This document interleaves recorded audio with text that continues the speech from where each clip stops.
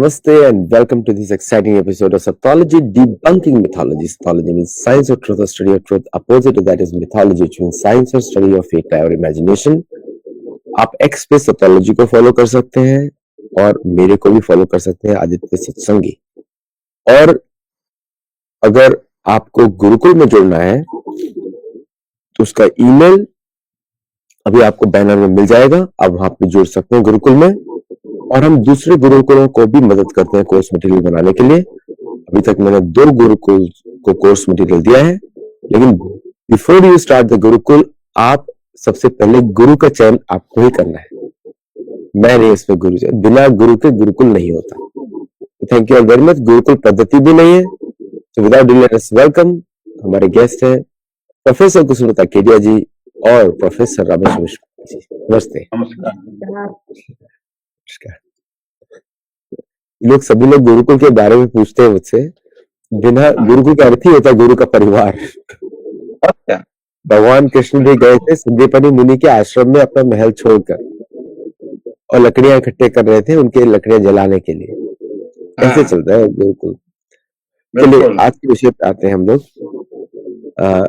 रूस, अमेरिका और त्रिकोण में भारत के लिए अवसर। तो मुझे तो अवसर दिखाई देते हैं, लेकिन ध्यान से हम लोग सुनेंगे, सभी लोग सुनेंगे आप दोनों को। जी, तो मैं अपने विषय को शुरू करने के पहले मुख्य बात कह देती हूँ, फिर विस्तार में आती हूँ। इस त्रिकोण में भारत प्राप्त कर लेगा अपने वो समस्त विराट भूभाग जो कम्युनिस्ट कोलोनियलिज्म और इंपेरियलिज्म में सोवियत रूस और ये चीन के पास चले गए। ये सारे क्षेत्र वापस मिलेंगे भारत को। और मुझे तो इतनी डिटेल कथा कहानी कभी पता नहीं थी, लेकिन मैं 2007 से काशी में राजसूय व्याख्यान श्रृंखला चला रही थी, और 2015 में गोवा में सनातन वालों के बीच में मेरा भाषण हुआ था कि मैं अपने जीवन काल में अखंड भारत देखकर मरूंगी। ये घटित होने जा रहा है। अब आइए यूक्रेन की कथा। तो आपका विषय ऐसे सूझा कि आज के अखबार में देखा कि साहब इंग्लैंड वाला कोई प्राइम मिनिस्टर है जो यूरोपियन यूनियन से कब का बाहर भाग चुका है। उसने यूरोपियन यूनियन की कोई सभा बुलाई, कोई भाषण दिया और कहा कि साहब हम लोग 50 करोड़ लोग हैं यूरोप में, रूस वाले 14 करोड़ लोग हैं, तो क्या इनसे डरकर इनसे अपनी रक्षा के लिए हम लोग 30 करोड़ अमेरिकियों पर निर्भर करेंगे। भाई 45 से 25 तक तो यही था, और जब तक ट्रंप ने तुमको लात नहीं मारी तब तक भी यही था, और आज भी सारी लफाजी के बाद ट्रंप के पास जाने की तुम चर्चा कर रहे हो। एनीवे, तो इन लोगों ने दूसरे कमाल की बात क्या कही कि साहब रूसियों का जो असेट यूरोप में है उसमें 30 बिलियन 40 बिलियन पता नहीं कितना बिलियन निकाल कर हम जेलेंस्की को दे देंगे, यूक्रेन को दे देंगे। ये फालतू बात है। हम जेलेंस्की को दे देंगे रूस से लड़ने के लिए। रूस का पैसा हम रूस के शत्रु को दे देंगे। तो भारत को क्या समझ लेना है, जहां जहां अपना सब कुछ हो सब लाकर अपने कब्जे में कर लो। पिछले दिनों मैंने पढ़ा था कितना टन सोना मोदी जी यूरोप अमेरिका कहाँ था वहां से ला, और हर चीज में आत्मनिर्भर बन जाओ। क्यों? यूरोप वाले हों, अमेरिका वाले हों, कहियों वाले हों, ये सब के सब बदजात है। धोखा देना इनके स्वभाव में। इनका 150-200 साल का जो भी इतिहास है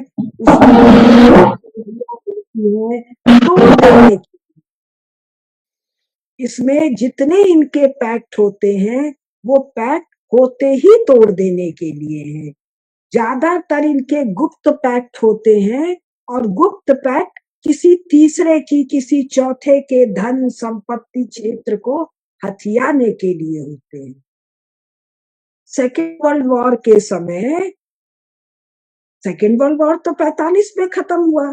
43 में जो पोस्ट वॉर अरेंजमेंट्स हो रहे थे किसके बीच में, इंग्लैंड, फ्रांस वाले को तो बैठाते ही नहीं थे ये सब, इंग्लैंड, अमेरिका और स्टालिन। अब स्टालिन को रूस बोले कि रूस का हत्यारा बोले। तो ये क्या हो रहा था, लड़ाई अब खत्म होने वाली है, 44 एंड तक सलटी गई, 45 में फॉर्मली सलट गई।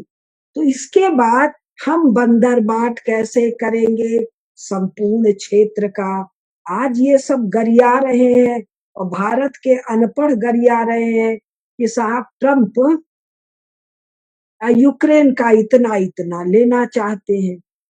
अरे भाई इनका धंधा ही यही है। और इसके अलावा अपने हितों को बलि चढ़ाकर कब किसने किसकी मदद की है।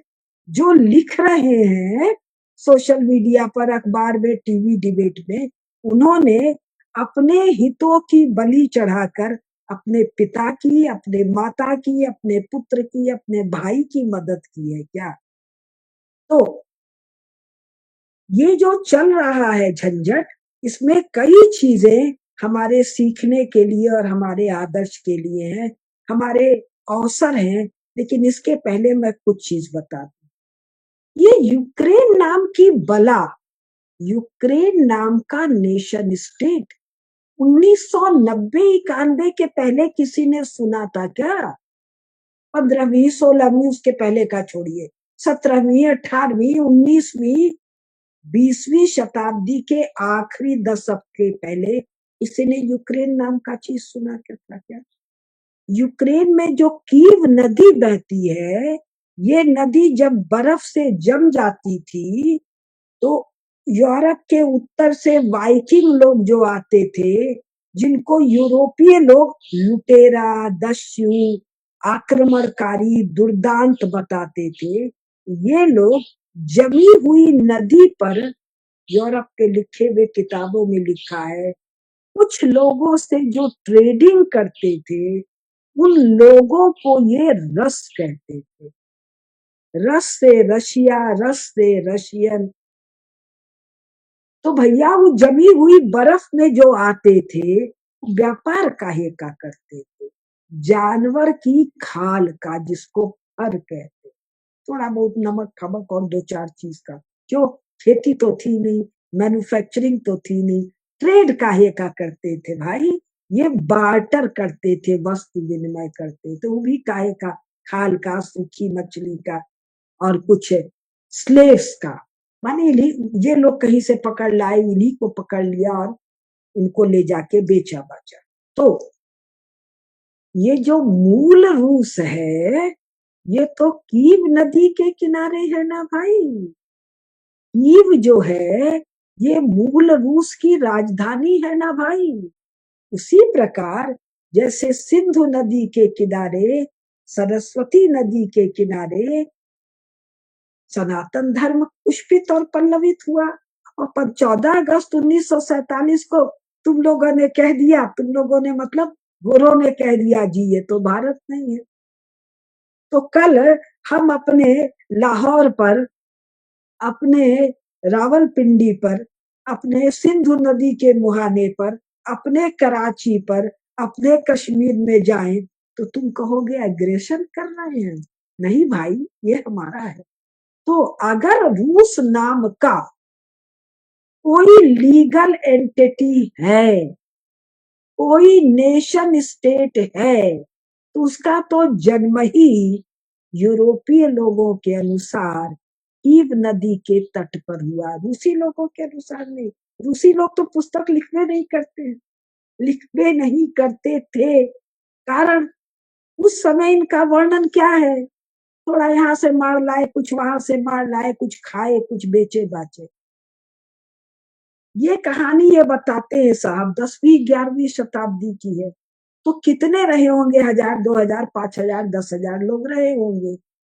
जब 13वीं शताब्दी से शुरू करके 13वीं 14वीं 15वीं 16वीं 300-400 साल सनातन धर्मी मंगोल लोगों ने इस पूरे क्षेत्र में अपना अभियान किया, अभियान क्यों कह रही हूँ, युद्ध क्यों नहीं कह रही हूँ? अरे युद्ध तो सेना में ना होती है भाई, ये क्षेत्र तो घास का मैदान था ना, जिसको यूक्रेन कहते हैं। इसमें खेती तो 20वीं शताब्दी में हुआ है ना भाई, 19वीं शताब्दी में शुरू हुआ है ना भाई।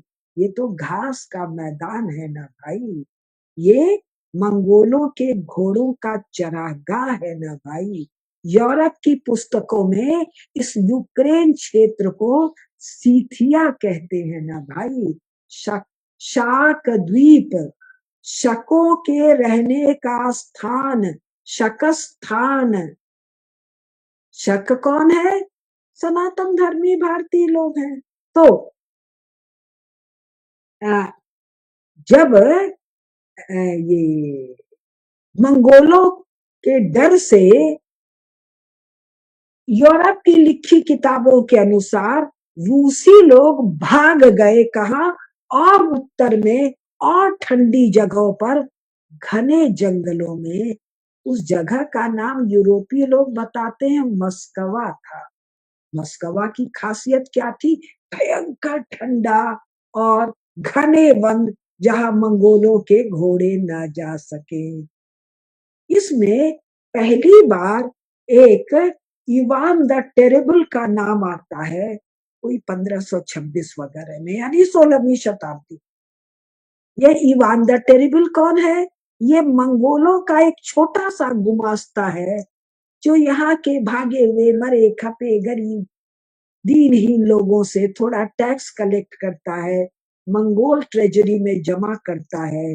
लेकिन ये टैक्स इतने भयंकर बर्बर पाशविक तरीके से वसूलता है कि रूसी लोगों के बीच में यह इवान द टेरेबल के नाम से प्रसिद्ध हुआ।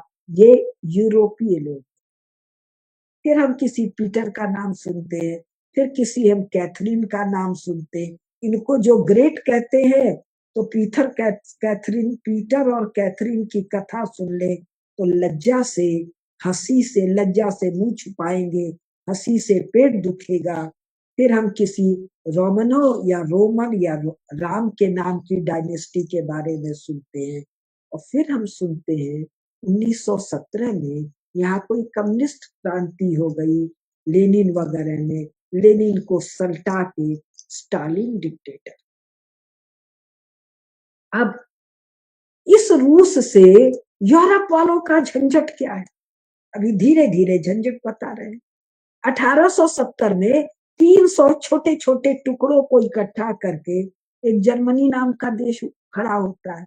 और जर्मनी नाम का देश खड़ा होते ही मेरी समझ से 1907 में, यानी 1871 या 70 में ही फ्रांस को एक झापड़ देता है और पेरिस पर कब्जा करता है। और जर्मन सेनाएं पेरिस यानी फ्रांस की राजधानी में जाती हैं 1914 में, तो बाकायदा युद्ध छेड़ देता है। अब ये जर्मनी जो है, ये फ्रांस की धरती को कब्जाने के लिए किससे दोस्ती करता है? पैक्ट करता है, संधि करता है। इंग्लैंड वालों से भी करता है, रूस वालों से भी करता है। आज सब ना ये सगे बने हुए हैं, और आज सब ये सगे बने हुए रूस को निपटाने के लिए। रूस से भी सब आपस में संधि करते हैं, संधि तोड़ते हैं। जो संधि करते हैं वो गोपनीय होती है, एक दूसरे को नहीं बताते हैं। तो जर्मनी रूस से संधि करके फ्रांस को लगाता है, इंग्लैंड को चपत लगाता है, और बाद में किन्हीं किन्हीं कारणों से रूस पर चढ़ जाता है। जब रूस पर चढ़ जाता है, तब फ्रांस और इंग्लैंड को सांस आता है, बस सांस आता है। ये अमेरिका को बुलाते हैं, आओ जर्मनी को निपटाओ। वो कहता तुमसे हमारा क्या लेना देना। क्यों? अमेरिकन कौन है? यहाँ से मार कर भगाए गए लोग, जिनके प्रति इन यूरोपीय लोगों को रत्ती भर सहानुभूति नहीं है, और अमेरिकन को इनके प्रति कोई ममता नहीं है। तो पहली लड़ाई जो वर्ल्ड वॉर है, वो वर्ल्ड वॉर नहीं है। इनके अपने लेखन में यूरोपीय लड़ाई है। यूरोपीय लड़ाई कौन लड़ रहे हैं?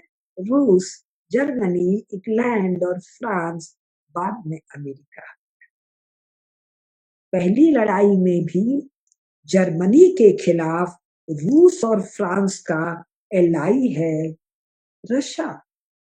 1917 तक जार, 1917 के बाद कम्युनिस्ट रसा इंग्लैंड और फ्रांस का एलाई है। सेकेंड वर्ल्ड वॉर में हिटलर भी वही करता है, इससे पैक्ट करता है, उससे पैक्ट करता है, दोनों से साथ में करता है, छिपाता है, बाद में भेद खुलता है, और बाद में सोवियत रूस पर, स्टालिन पर हमला करता है, उसका भी अलग कहानी है।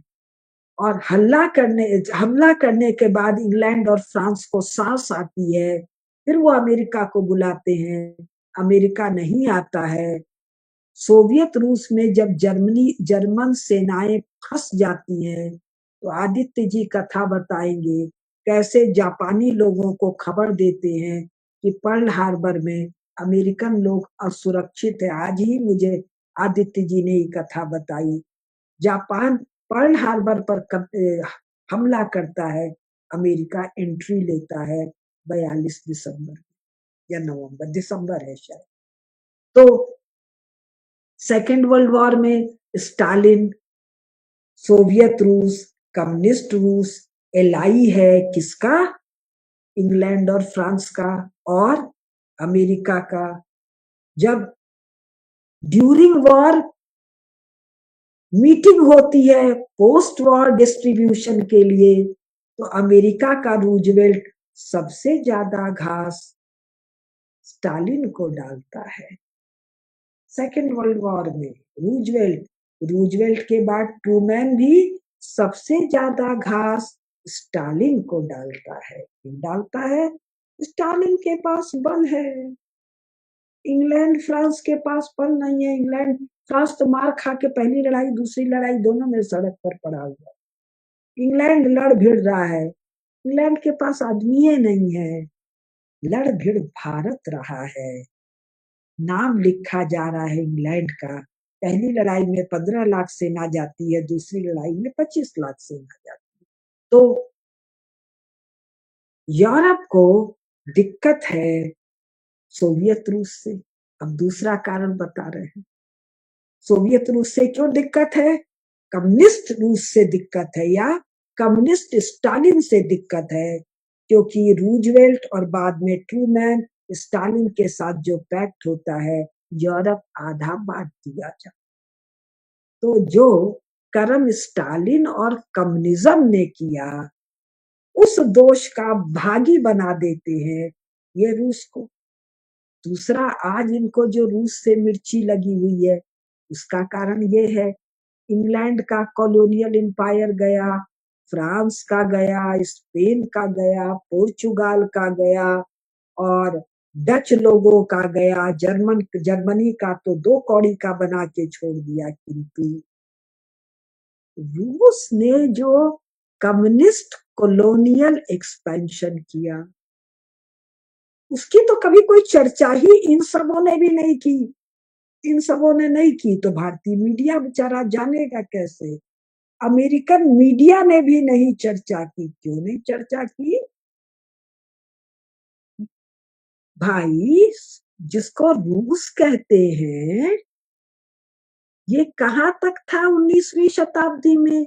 यूरोप में था, यूरोपियन वॉर में था। 19वीं शताब्दी के अंत 19वीं शताब्दी के अंत में और 20वीं शताब्दी में वो पूरे एशिया में फैलता है। तो जो एशिया में फैलता है वो क्या है? कम्युनिस्ट कॉलोनियलिज्म, जो आज तक पड़ा हुआ है। इसको ग्रेट गेम की किताबों में कितने विस्तार से लिखा गया है। ये ग्रेट गेम की शुरुआत कब है? 1856-60 के बाद बिंदी भर शुरुआत है। शेप लेता है 1880-90 के आसपास। 1907 में बंद कर दिया जाता है, क्योंकि जर्मनी युद्ध की तैयारी कर चुका। तो ये जो जमीन रूस के कब्जे में आज है, वो जमीन है किसकी? ये तो भारत भूमि है। ये जो शी जिनपिंग वाला, माओ वाला, चाउएन लाई वाला जो कम्युनिस्ट चीन है, इसके पास जो तिब्बत है, जो सिक्योंग है, वो तो भारत की भूमि है ना भाई। तो यूरोपीय लोगों ने और अमेरिकन लोगों ने कम्युनिस्ट कॉलोनियलिज्म की चर्चा नहीं की, कारण ये कम्युनिस्टों को दो कौड़ी का मानते हैं। यही यूरोपीय सब कन्वर्ट होके कम्युनिस्ट हुए हैं।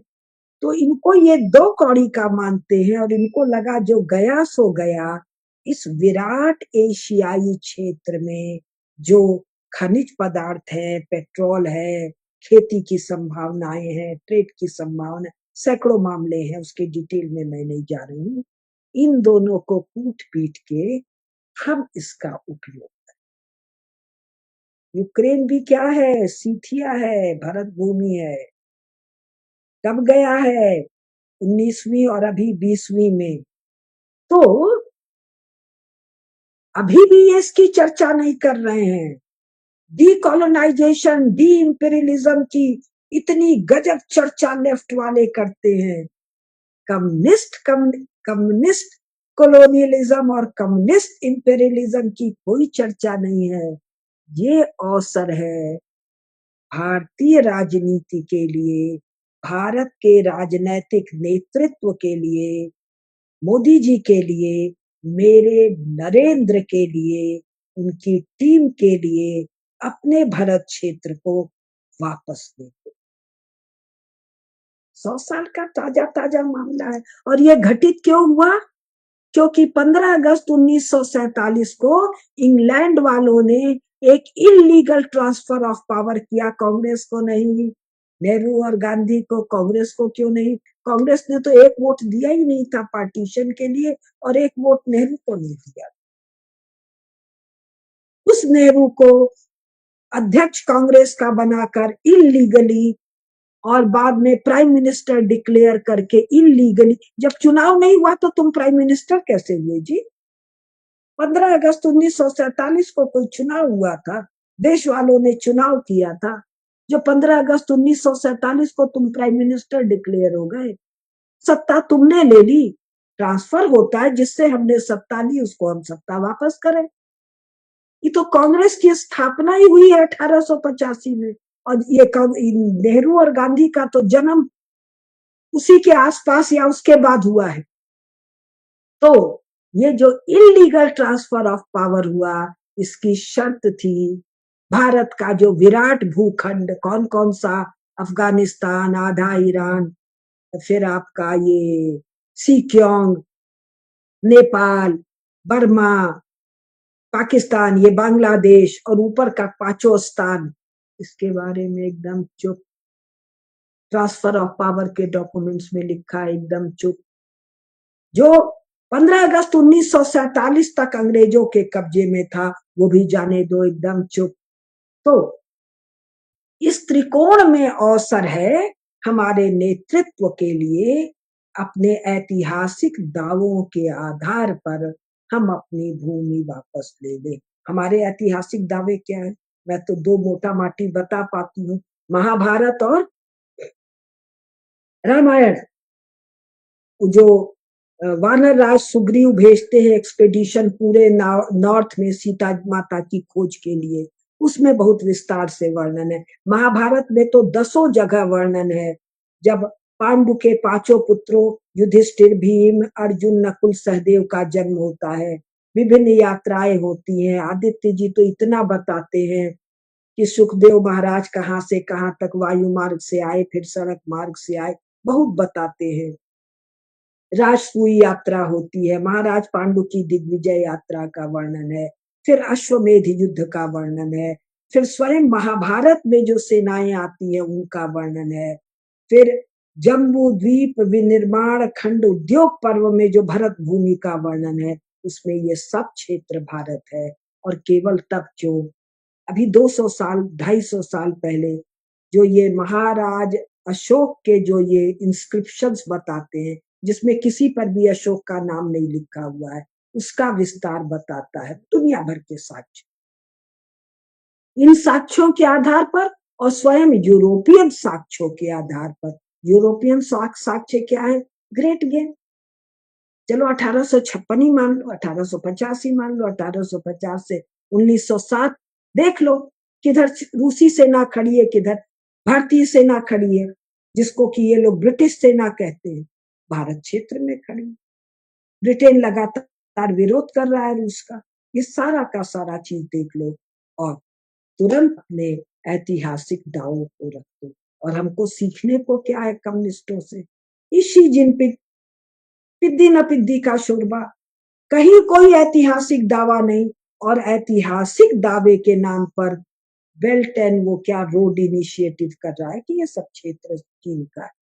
तो हमारे पास तो लिटरेरी सोर्सेज हैं, हमारे पास मिलिट्री डिप्लॉयमेंट के 20वीं शताब्दी के एविडेंसेस हैं, हमारे पास भूगोल है, दुनिया भर की चीज है। तो मैं अपनी बात 10 मिनट और लूंगी और खत्म करती हूँ कि इस यूक्रेन के लिए क्यों पगला रहा है यूरोप? अरे भाई, पुतिन कमजोर होगा तब तो यहाँ के क्षेत्र में हम गिद्ध जाके लाश नोचेंगे। अभी तो ये क्षेत्र पुतिन के कब्जे में है।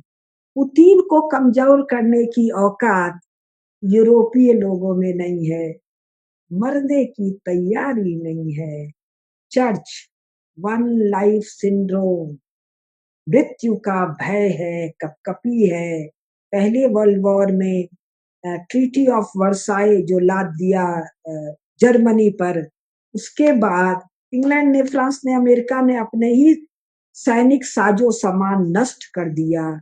ये तो चर्चिल ने खुद लिखा है ना वॉर मेमोइर्स में, सेकेंड वर्ल्ड वॉर के मेमोइर्स में। यूरोप वालों को तो पता ही है, भारत वाले मीडिया वालों को, जियो पॉलिटिक्स के एक्सपर्ट वालों को इतना बोध तो होना चाहिए। तो किसको मरवाए? यूक्रेन वालों। यूक्रेन वालों को यूक्रेन का कोई देशभक्त तो नहीं मरवाएगा, तो कौन मरवाएगा? एक ऐसा प्राणी जिसको यूक्रेन से लेना देना नहीं। ये प्राणी कौन है? इस प्राणी का नाम है जेलेंस्की, जो यूक्रेन का देशद्रोही, अगर वो देश है तो ये देश का द्रोही, अन्यथा समाज का द्रोही, अपनी जाति का द्रोही। किससे मरवा रहा है?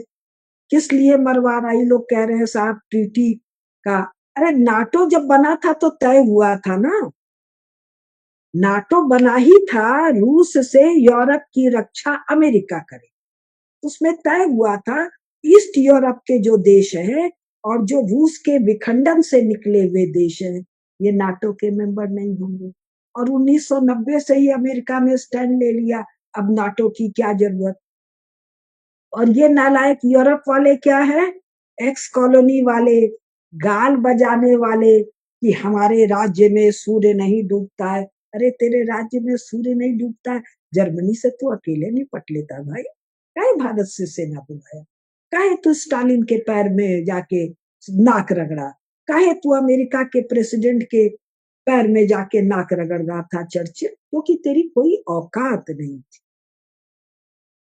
तो ये जो इंग्लैंड वाले हैं, ये चाह रहे हैं इस क्षेत्र के मिनरल्स पर, सब पर हम कब्जा करें।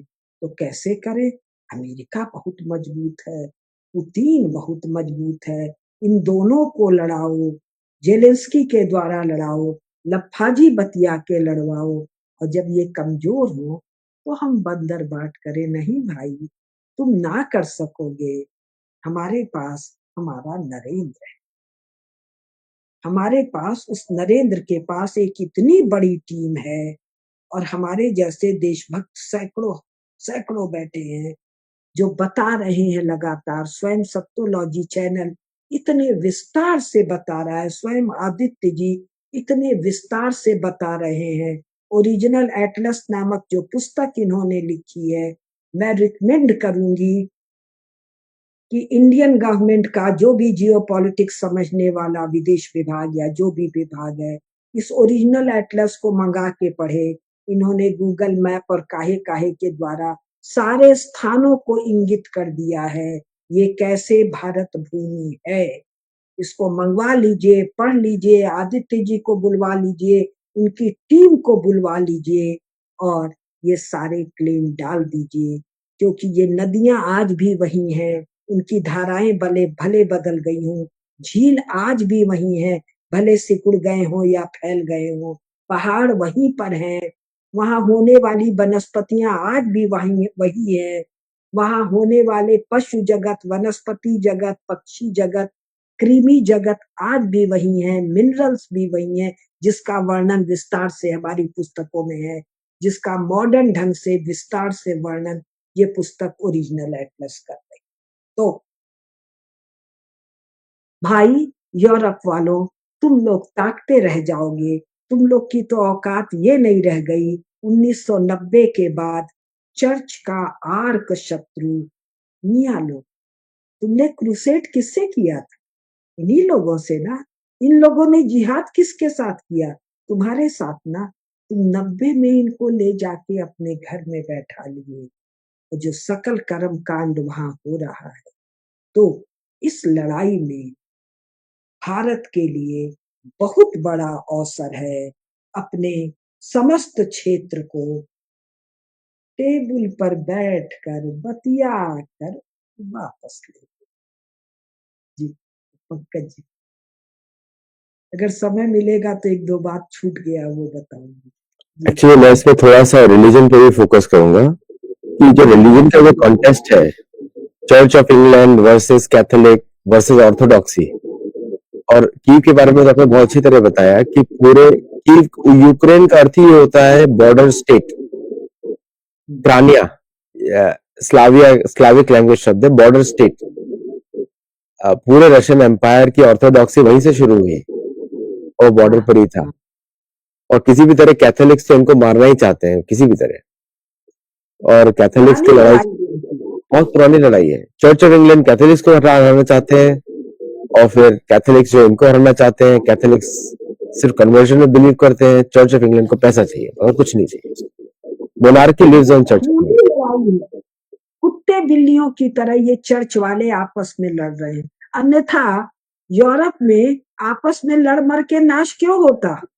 एब्सोल्युटली। जर्मनी कैथोलिक था। और रामेश्वर जी? हाँ हमको तो लगता है सब बातें कह ही दी हैं केडिया जी ने, तो आलस्य लग रहा है। आप केडिया जी बताएं कुछ और। हमको तो ये लग रहा है कि भारत में कम से कम जो राजनीतिक घटनाएं हैं विश्व की, उनको देखने वाले लोग कब आएंगे, ये तो पता नहीं किन। वो तो कैथोलिक और प्रोटेस्टेंट और ऑर्थोडॉक्स चर्च लड़ रहे हैं कुत्ते बिल्लियों की तरह, ये तो सही है। भारत में जहां कभी इस तरह की कोई लड़ाई नहीं हुई, क्योंकि इसका एक दृष्टि बड़ी है, संसार का सत्य पता था, वहां जो अभी शिक्षित लोग हैं वो तो जैसे संसार के विषय में कुछ जानते ही नहीं। कोई समाजवादी बन जाता है, कोई साम्यवादी, कोई राष्ट्रवादी, कोई कुछ भी उटपटांग, और उस चश्मे से देखता है। अब कुछ लोग अचानक जो अपने आप को कम्युनिस्ट मानते हैं या कि प्रगतिशील मानते हैं, उन्होंने रूस को अभी भी कम्युनिस्ट मान रखा है। ऐसे ऐसे मूर्ख है भारत में, और वो बता रहे हैं कि देखो रूस जो है इस तरह से कर रहा है। कोई कहता है कि वो यूक्रेन को रूस खत्म किया दे रहा है, तो हमको चाहिए कि हम रूस की मदद करें, कि यूक्रेन की मदद करें, इसमें हम यूक्रेन की मदद कर लें। माने कुछ भी। घटना क्या है, तथ्य क्या है, यूरोप में यूनिट्स क्या हैं, आइडेंटिटी की यूनिट्स क्या हैं, फिर पॉलिटिकल गेम क्या चल रहा है, पॉलिटिकल लक्ष्य क्या है राजनीतिक, इस पर चर्चा ही नहीं होती। कुछ अजीब अजीब सी बातें होती है। भारत में जहां की सबसे बड़ा विजन होना चाहिए राजनीति में रुचि रखने वालों का, वो इस या उस यूरोप की किसी न किसी शक्ति के, जैसे कि शक्ति भी नहीं बल्कि यूरोप की किसी न किसी मिथ के, किसी न किसी कल्पना के, किसी न किसी मतवाद का जो प्रोपेगेंडा है उसके दास है। तो एक तो चिंता यह हो रही है कि कब भारत का जो शिक्षित वर्ग है उसका बड़ा हिस्सा संसार के सत्य को देखेगा। और दूसरा, केडिया जी को क्योंकि उनको विजन आता है, उनके विजन जब होते हैं तो सत्य निकलते हैं, तो फिर मुझे ये भी लगता है, आशा बनती है जब वो कह रहे हैं कि भारत के समक्ष बहुत सुंदर अवसर है कि हमारा जो भूभाग अभी 20वीं शताब्दी ईस्वी में सोवियत संघ जब बना था उस समय हड़पा गया, उसका एक हिस्सा अभी भी हमको अपना वापस प्राप्त करना चाहिए। इधर चीन के नाम से जो कम्युनिस्ट पार्टी का शासन है, वहां भी काशी वगैरह में टकला मकान तक ये सब हमारे ही हिस्से थे, तो इनको हम कब प्राप्त करेंगे। खास घर हो चाहे टकला मकान हो। तो केडिया जी तो कह रहे हैं कि भारत प्राप्त कर लेगा, बहुत अच्छा अवसर है। और सत्य ये है कि अगर भारत के शिक्षित लोग भले कुछ भी नहीं समझे, लेकिन जो हमारे मोदी जी हैं इनमें जितनी समझ है, मोदी जी, अमित शाह, एस जयशंकर आदि में, ये लोग चाहें तो बहुत सुंदर अवसर है। अगर ये वास्तव में राजनीति करें, नेहरू या गांधी की तरह किसी मतवाद के शिकार नहीं रहे, शांति अहिंसा या बुद्ध और गांधी का देश नहीं कहें, बकवास नहीं करें, निरर्थक बातें नहीं करें, बल्कि राजनीति करें, जो कि वो जानते तो है ही हैं, तो पूरा अवसर है। और यूरोप के लोग जो इस समय कह रहे हैं, उनको देखते हैं तो बड़ा आश्चर्य होता है, इनमें कितनी कृतज्ञता है। द्वितीय महायुद्ध के बाद, द्वितीय यूरोपियन युद्ध के बाद तो ये यूरोप जर्जर हो गया था, दोनों, जर्मनी को भी तहस नहस कर दिया था, इंग्लैंड फ्रांस वगैरह स्वयं हार गए थे, तो अमेरिका की कृपा से ये खड़े हुए, और अब उसी अमेरिका को आंखें दिखा रहे हैं। मतलब किसी तरह की कृतज्ञता, किसी तरह का किसी भी रूप में कोई नीति आदर्श कुछ है ही नहीं है राजनीति में। ये तो पता नहीं क्यों आपस में कैथोलिक या प्रोटेस्टेंट या ऑर्थोडॉक्स नामक तीनों उन्माद की तरह हैं, और वो अपने अपने उन्माद से प्रेरित होकर लड़ रहे हैं। उसको रिलीजन तो कह नहीं सकते। अगर रिलीजन का अर्थ किसी प्रकार भगवान के बारे में जानना, सत्य को जानना, किसी महान सत्ता को जानना, उसके प्रति भक्ति भाव रखना है, तो यहाँ तो न महान सत्ता की चर्चा है, न भक्ति भाव की चर्चा है। छोटे छोटे स्वार्थ हैं, छोटी छोटी गुटबाजियां हैं और क्षुद्र आकांक्षाएं हैं, और किसी प्रकार की नीति, नैतिकता, आदर्श नहीं है। तो ये भारत में जो राजनीतिक विमर्श करने वाले लोग हैं, वो कब इस सत्य को बताएंगे? कब तक अपने आप को कोई समाजवादी कहेगा, कोई राष्ट्रवादी कहेगा, कोई कुछ, कोई भारतवादी, हिंदूवादी भी बन जाएगा, लेकिन वास्तव में हिंदू समाज का इस समय क्या राजनीतिक लक्ष्य होना चाहिए, इस पर चर्चा ही नहीं। लेकिन केडिया जी भी हैं तो कैसे कहें कि नहीं है, कोई न कोई है। केडिया जी ने बहुत अच्छे से रखा है कि भारत के लिए ये बहुत सुंदर अवसर है कि हम अपने राजनीतिक लक्ष्य को प्राप्त करें। जो हमारे राजनीतिक भूभाग थे, जिन पे सोवियत संघ के साथ जर्मनी के विरुद्ध लेनिन और स्टालिन की मदद पाने के कारण उनको सोवियत संघ बनाने में जिस इंग्लैंड, फ्रांस और अमेरिका ने मदद की, और उसमें हमारा बहुत बड़ा भूभाग दे दिया, जैसे उनके पिताजी का ही हो। अंग्रेजों का तो ये हाल था कि जब वो यहाँ भी थे तो भारत के सैनिकों के मत्थे जीत रहे थे और बातें करते थे कि हमारी ये शक्ति है, हम ये कर देंगे। अरे तुम्हारी क्या शक्ति है भाई? यानी इतने झूठे और कृतज्ञ लोग हैं। कभी उन्होंने कहा नहीं कि हम भारत के सैनिकों के प्रति कृतज्ञ हैं, भारत के प्रति कृतज्ञ हैं कि उन्होंने जर्मनी से हमारी रक्षा की, बल्कि बोलने लगे हमारी शक्ति। तो ऐसे जो लोग हैं, अब वो अमेरिका को आंख दिखा रहे हैं। हालांकि अमेरिका कुछ करेंगे नहीं, जो कि वस्तुतः है। केडिया जी ने पहले ही बता दिया कि सच तो यह है कि यूनाइटेड स्टेट्स ऑफ अमेरिका के बिना पश्चिमी यूरोप का कोई अस्तित्व नहीं है। इनके पास वो शक्ति ही नहीं है। अभी भी वो शक्ति जो है यूनाइटेड स्टेट्स ऑफ अमेरिका के ही पास है। और ये क्या कर लेंगे? 50 करोड़ हो गए हैं, तो ये क्या युद्ध से तो ये भयभीत हैं, सेकेंड यूरोपियन वार के बाद से। तो इसका मतलब सब दांव पेच चल रहे हैं, गीदड़ भपकी चल रही है। और इसी बहाने, जैसी इनकी आदत है, रूस का जो धन इनके यहाँ रूस का जमा था, उसको हड़पने के लिए भी हो सकता है कि अचानक बाद में ये यूक्रेन का साथ छोड़ दें, क्योंकि इनका तो वचन भंग करना, संधि करना, संधि भंग करना, कोई घोषणा करना, घोषणा से विमुख हो जाना, ये तो यूरोपीय राजनीति का स्वभाव है। तो हो सकता है कि ये रूस का जो धन इनके यहाँ बैंकों में जमा है, उसको हड़पने के लिए ये सब चाल चल रहे हैं। अब इसके बारे में जो यूरोप के बहुत गहरे विशेषज्ञ हैं वही बता सकते हैं, क्योंकि मुझे लगता नहीं कि यूरोप में ये दम है कि वो रूस से लड़ेगा। और अगर अमेरिका नहीं कूदेगा लड़ाई में, जो कि कम से कम डोनाल्ड ट्रंप को अकल आ गई है कि हम अपने लोगों को अथवा अपने संसाधनों को इस तरह नहीं झोंकेंगे दूसरों की लड़ाई में, पहले अपना संभाल, पगड़ी संभाल जट्टा, हमारे यहाँ तो कहा था भगत सिंह ने। तो अमेरिका अपने को तो संभाले, कहाँ वो जाएगा यूक्रेन से लड़ने में? कितना अपना, हालांकि भले वो अपना पुराना हथियार और उपयोग किए हुए माल को ही बेच रहा है, तो भी इस तरह के युद्ध से अंत में अमेरिका को और क्षति होती है। तो डोनाल्ड ट्रंप की नीति बहुत सही चल रही है और इसके द्वारा वो सही दिशा में जा रहे हैं। और सबसे खुशी की बात हमारे लिए यह है कि हमारे जो प्रधानमंत्री हैं उनके डोनाल्ड ट्रंप से भी मैत्री है, पुतिन से भी मैत्री, और वैसे तो जेलेंस्की भी मित्र ही बनने की कोशिश करता है उनकी। तो इस प्रकार ये सारा, मुझे पता नहीं क्यों लगता है कि कोई तृतीय महायुद्ध होने की कोई संभावना नहीं है। ये सब दांव पेच चल रहे हैं, अपने अपने हित और दूसरे का हिस्सा या दूसरे का कुछ धन या दूसरे की कोई चीज कैसे हड़प लें, इस तरह जिसे रियल पॉलिटिक कहते हैं, असल राजनीति, कठोर राजनीति वो चल रही है। और उसमें अगर हमारे पास इस समय सबसे अच्छी टीम है नरेंद्र मोदी, एस जयशंकर, अमित शाह जी की, तो वो भी रियल पॉलिटिक करते हुए दबाव बना सकते हैं कि हम अगर तुमको मदद करेंगे तो उसके एवज में हमको कुछ दो। तो ये एक बहुत अच्छा अवसर है, यही कहते हैं। बाकी तो जो कुछ आपने बहुत अच्छे से बताया और केडिया जी ने प्रारंभ में ही सारे तथ्य रख दिए, तो इसमें और कुछ कहने को नहीं। केडिया जी, आपका कुछ और पॉइंट भी था आप जो मिस कर गई थी?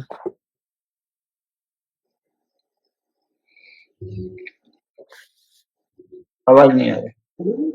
भारत में जबरदस्त एक बहस खड़ी कर देनी चाहिए, और भारतीय राज्य यदि विदेश में खड़ा कर सके, वो बहस है कम्युनिस्टों के द्वारा कब्जाई गई भूमि, या और सुंदर करना है कम्युनिस्ट कोलोनियलिज्म एंड इंपेरियलिज्म, और उसमें रूस और चीन ये दो।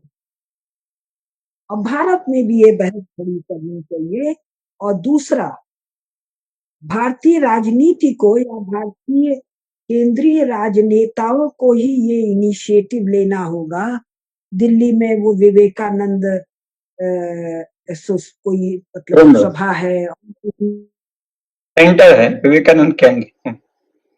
केडिया जी की आवाज नहीं आ रही है, मेरे ख्याल से वो विवेकानंद केंद्र के विषय में कुछ कह रहे थे। हाँ, विवेकानंद केंद्र और ऐसे जो भी एकेडमिक सेंटर्स हैं, या जो लोग जानकार हैं, जैसे आदित्य जी और इनकी टीम बहुत बड़ी जानकार है, तो इन लोगों को इन विषयों पर एक कमेटी बुलाकर बातचीत करके अपने हिस्टोरिकल क्लेम, जिसके जो दुनिया भर के साक्ष्य हैं, भारतीय साक्ष्य हैं, विदेशी साक्ष्य हैं, चीन वाले मामले में तो ये जो दो ह्वेन सॉन्ग और फॉरेन फाहियान और भी बहुत सारे लोगों का जो है, वो सब पर जोर से हल्ला एक साथ मचा देना चाहिए, बहस बहस बहस।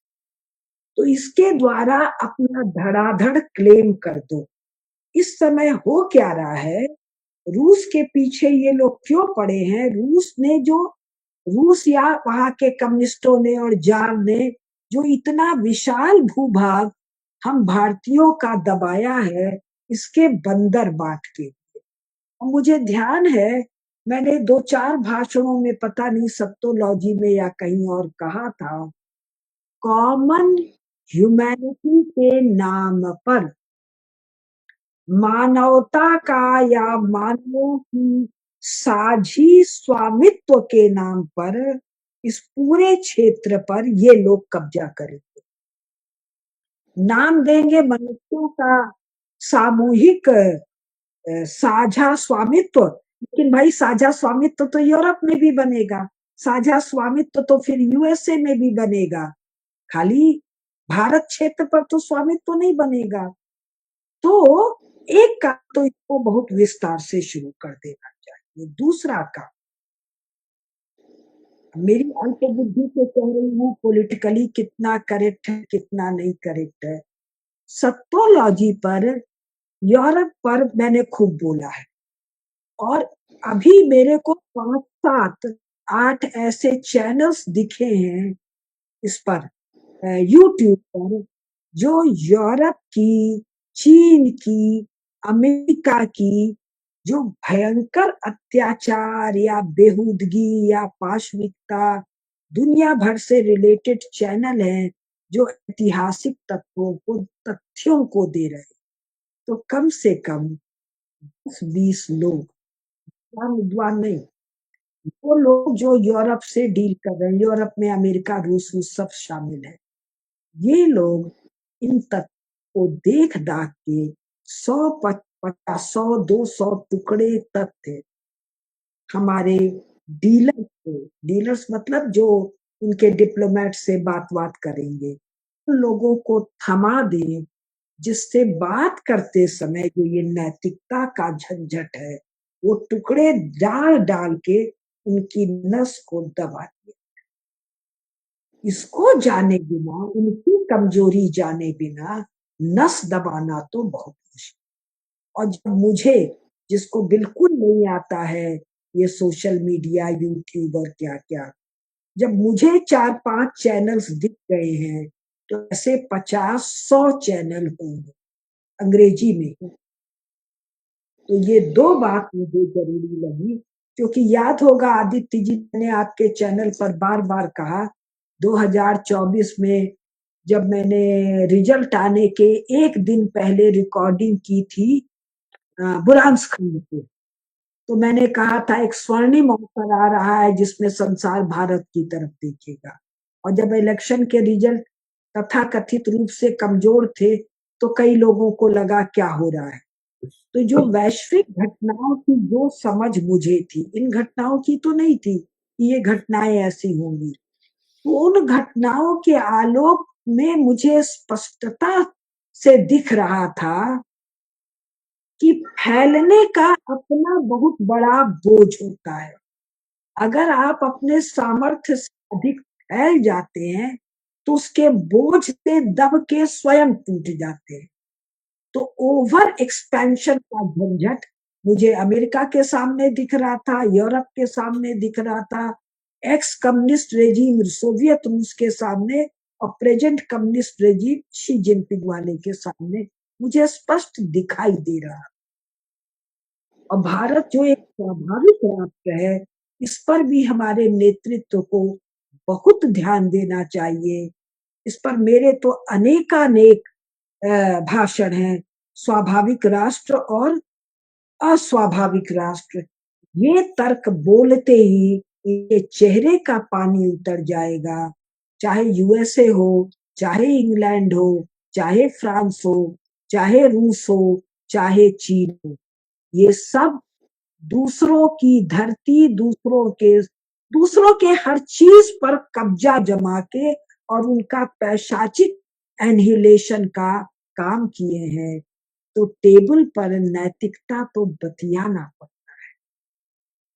तो ये illegal, artificial, arbitrary nation states हैं, ये बात हमारे डिप्लोमेट्स को तो कहना पड़ेगा। मैं आपके चैनल के माध्यम से ये बातें अपने डिसीजन मेकर, पॉलिसी मेकर और ओपिनियन मेकर तो राम जाने किस कैटेगरी के हैं, लेकिन पॉलिसी मेकर्स, डिसीजन मेकर्स और अपने मिलिट्री वालों के सामने पहुंचाना चाहती हूँ, क्योंकि जो हमारा मिलिट्री स्टैब्लिशमेंट है ये मिलिट्री हिस्ट्री जरूर पढ़ता होगा। तो first world war, second world war और उसके और पहले 1850 से लेकर 1945 तक का जो मिलिट्री डिप्लॉयमेंट हुआ है, ये मिलिट्री डिप्लॉयमेंट हड़प्पा की जमीन का सारा कच्चा चिट्ठा खोल के धर देगा। तो मेरी अपील 3 से है, मिलिट्री एस्टेब्लिशमेंट अपने मिलिट्री इतिहास के मार्फत और हमारे डिसीजन मेकर्स और पॉलिसी 2-4-5 जल्दी से महारत हासिल कर ले, कारण भारत को ये थमा देना इनकी मजबूरी है। जैसे टेबल पे तो कोई नैतिकता की बात नहीं होती, पॉलिटिकल टेबल पे प्रोपेगेंडा के समय होती है, मतलब पब्लिक ओपिनियन के लिए। टेबल पे तो हार्ड फैक्ट की बात होगी, लेकिन उसके लिए ये लोग तैयार नहीं। टेबल पर नैतिकता का जब नौटंकी होता है तो तथ्य का पिन चुभाना पड़ता है। नौटंकी तो सब करते हैं, जैसे ट्रम्प लेकिन एक भगवान करे पिन चुभाया, हमारे लोगों के पास भी पिन होना जरूरी है ना, नैतिकता की नौटंकी को पंक्चर करने के लिए। ये हम कह रहे हैं। हाँ, ठीक बात है। लेकिन अब पता नहीं, क्योंकि जिसे पॉलिटी कहते हैं वो भारत में इस समय की जो पॉलिटी कहलाती है उसमें कितने लोग इस विषय में जानकार हैं, जैसा आप कह रहे हैं। टॉप के ब्यूरोक्रेट शायद जानते हो सकता है भाजपा की टॉप लीडरशिप जानती हो, लेकिन जो मास मीडिया है वो तो इग्नोरेंट है, और वो तो विचित्र सी बहसें कर रहा है। सारी बहसें ऐसे होती हैं जैसे पता नहीं किस काल्पनिक दुनिया में रह रहे हैं। क्या कह रही हैं आप? मेरा कॉन्फिडेंस कहाँ पर है? हाँ, मोदी जी अद्भुत महत्वाकांक्षी, महा उत्साह से संपन्न व्यक्ति है। राजा निश्चित, अगर महत्व का आकांक्षी नहीं है तो राजा होने काबिल नहीं है। बिल्कुल बिल्कुल। 10 साल में वो वर्ल्ड लीडर, भाई सुषमा स्वराज जी ने तो मुझसे इसी भोपाल में कहा था ना, जब मैं मिलने गई थी, कि कुसुम जी आप क्या बात कर रही हैं, गुजरात का मुख्यमंत्री होना एक है और प्रधानमंत्री होने के बाद विदेशी मामलों को देखना दूसरा है। वही नरेंद्र मोदी 10 साल के अंदर वर्ल्ड लीडर से दी वर्ल्ड लीडर में आ गए। तो मेरी आशा है उनके महत्व की आकांक्षा पर, एक। हाँ, दूसरा, हमें दुनिया के लीडर्स की, दुनिया के मॉडर्न पॉलिटी की समझ न होती तो ऐसा टाइट रोप वॉकिंग वो न कर पाते। नहीं दो, पूरी तरह है, पूरी तरह है। तीसरा जो आप बार बार कहते हैं कि राजनीति के वो मर्मज्ञ हैं, और जो उन पर टीका टिप्पणी करते हैं, आप ही कहते हैं वो राजनीति का क ख ग नहीं जानते। तीसरी हाँ, बात जो मेरे कॉन्फिडेंस का आधार है, उनकी टीम संसार के सो कॉल्ड पावर सेंटर्स की कमजोरियां ठीक से जानती है, तभी तो उनको मैनिपुलेट कर लेती है, डांट देती है, धता बता देती है और अपने शर्तों पर बिल्कुल डील कर लेती बिल्कुल बिल्कुल बिल्कुल। था। भारत में बैठकर सारे उल्लू के पट्टों को दरकिनार करके, जिसको आप मीडिया कह रहे हैं, उनकी बकबक को दरकिनार करके इलेक्शन मैनेज करना वो जानते हैं। हाँ, निश्चित। उनकी टीम कितना कम बोलती है, बेहुदे इंगेज ही नहीं करती है, अपनी बात कहती चली जाती है। चौथा जो मेरे कॉन्फिडेंस का आधार है, संसार में जो ये आर्टिफिशियल नेशन स्टेट्स है, ये जो आर्टिफिशियल पावर सेंटर्स है, ये अपने आर्टिफिशियलिटी के कारण ओवर रीच, ओवर एक्सपेंशन किए हैं।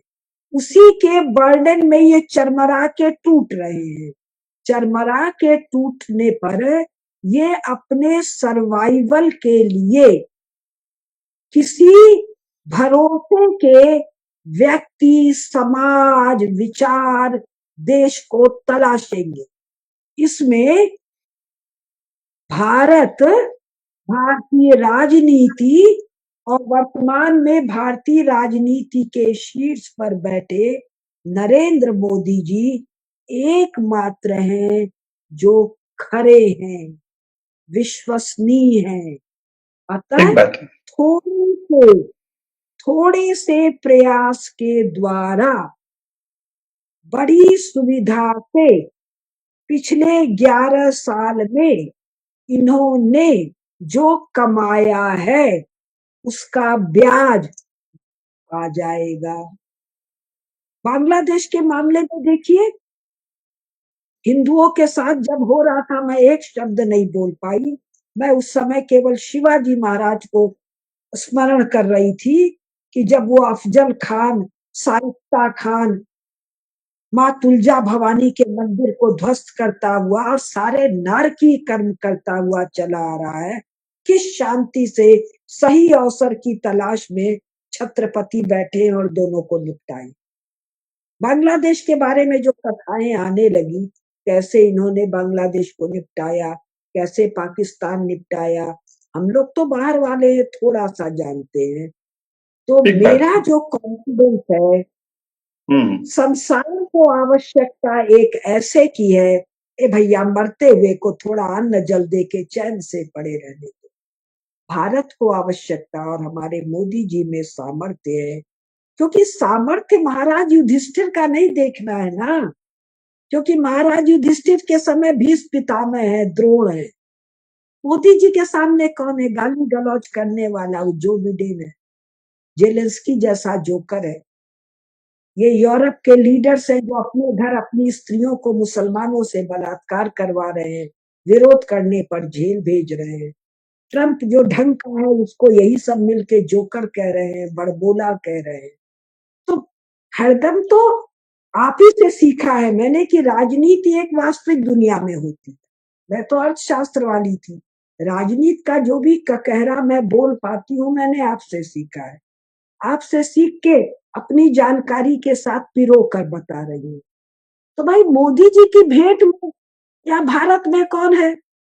वो राहुल गांधी, तो वो मुलायम सिंह का बेटा, तो वो क्या कहते हैं केजरीवाल। तो ये क्या है? छोकरे हैं ना, इनको पकड़ के जेल में बंद करने का सब उपाय रखते हुए एक को जेल में नहीं बंद कर रहे।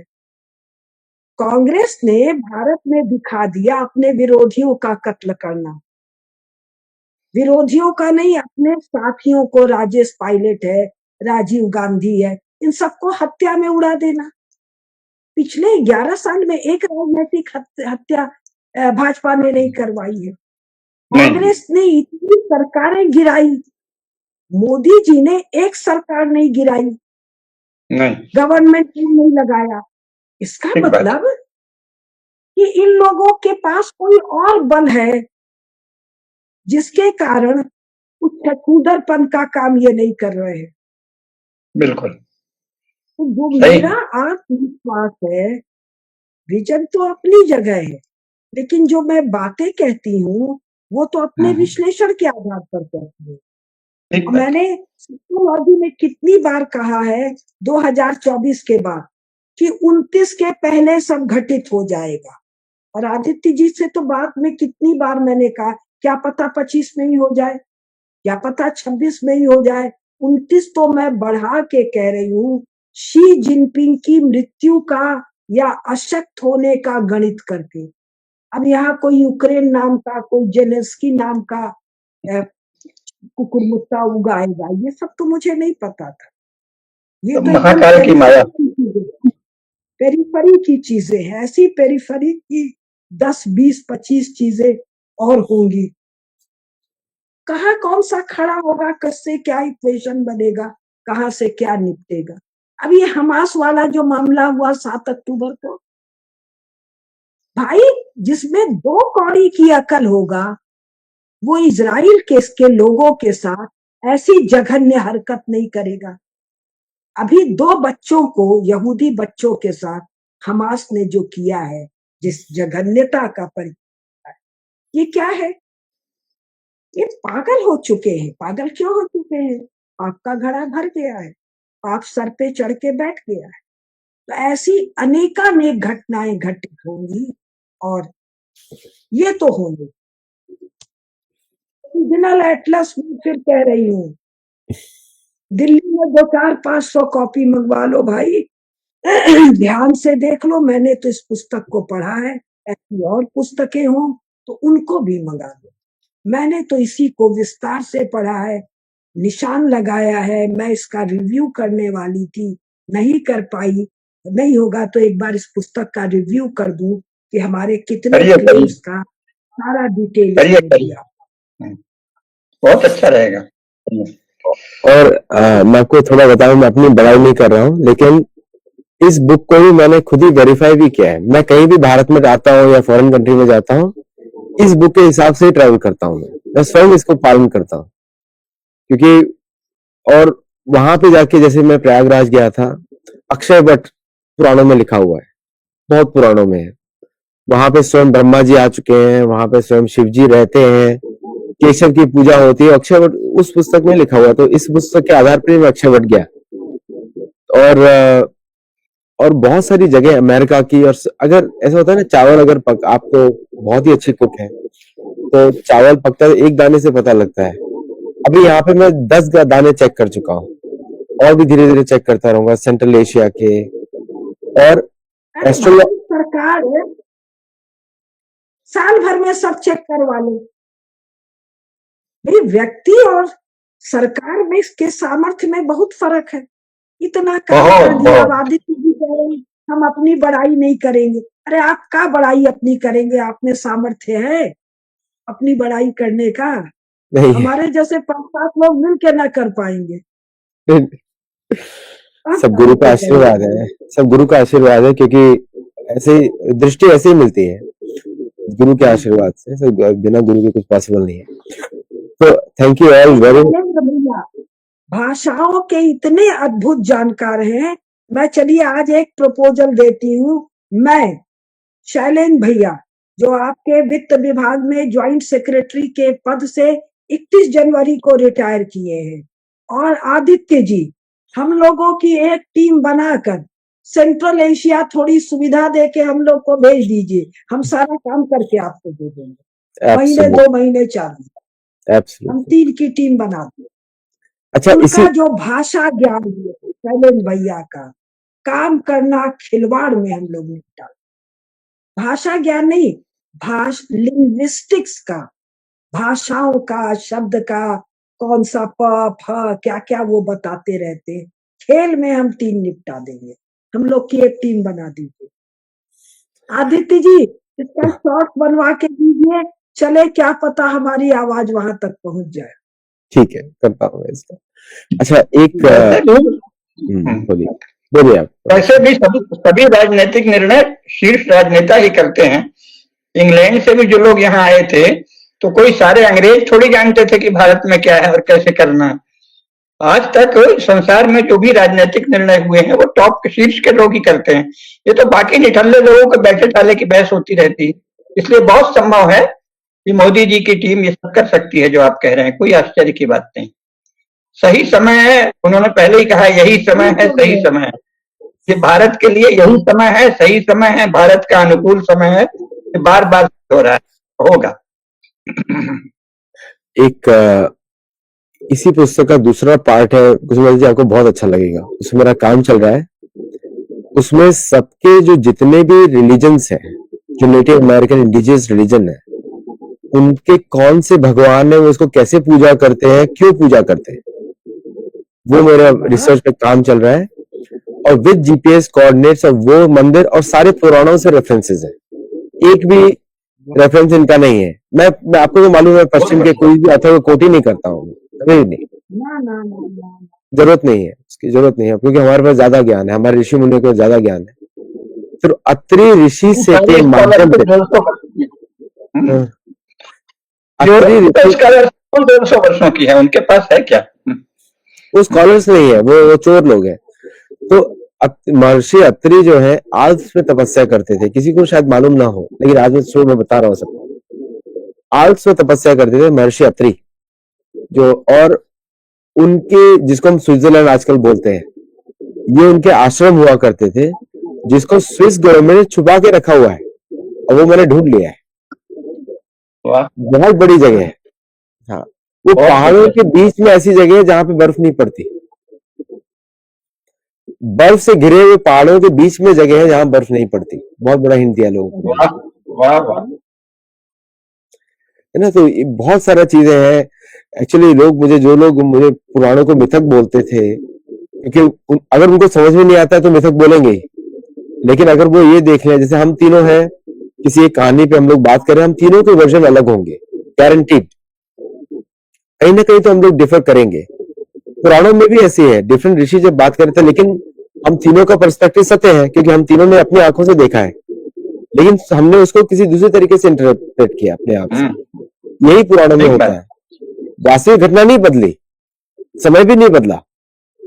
और अभी तो बहुत बड़े एक स्कॉलर हैं जिनको मैंने परीक्षित के जन्म से लेके नंद महाराज का डेट्स बताया, वो भी थोड़े शॉक हो गए कि 3 पुराणों में सेम डेट है, तो कैसे गलत हो सकता है वो। अभी 3 रेफरेंसेस हो गए ना मेरे पास, तो 3 रेफरेंसेस में कैसे गलत होगा। और एक सुखदेव गोस्वामी बोल रहे हैं, एक मार्कंडेय बोल रहे हैं, एक मैत्रेय ऋषि बोल रहे हैं, तीनों अलग अलग लोग बोल रहे हैं। सर एक नारद मुनि बोल रहे हैं, सर एक नारद मुनि।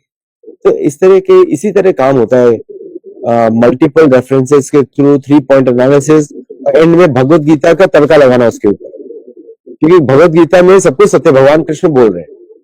अब वो तो अल्टीमेट अथॉरिटी बोल रहे हैं, अब अल्टीमेट अथॉरिटी, अब तीनों को कंबाइन करके जब आप बोलते हैं ना, देन सत्य की दूर नहीं जा सकता, फिर सत्य दूर नहीं जाएगा।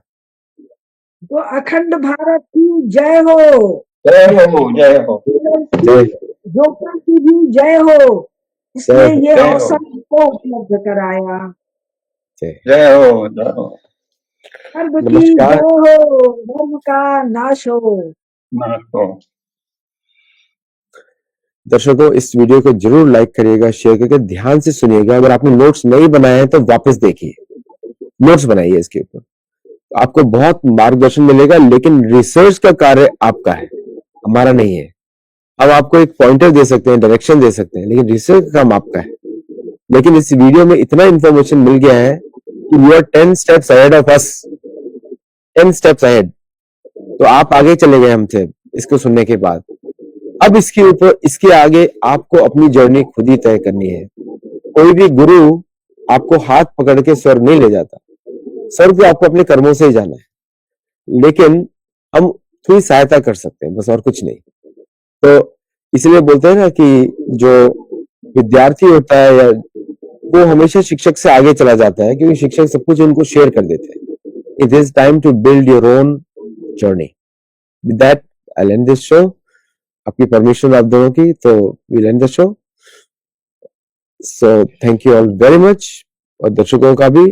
और आप इस वीडियो को कमेंट्स में आप शेयर करिए, मुझे बताइए। नमस्ते, जय जगन्नाथ। जय जगन्नाथ।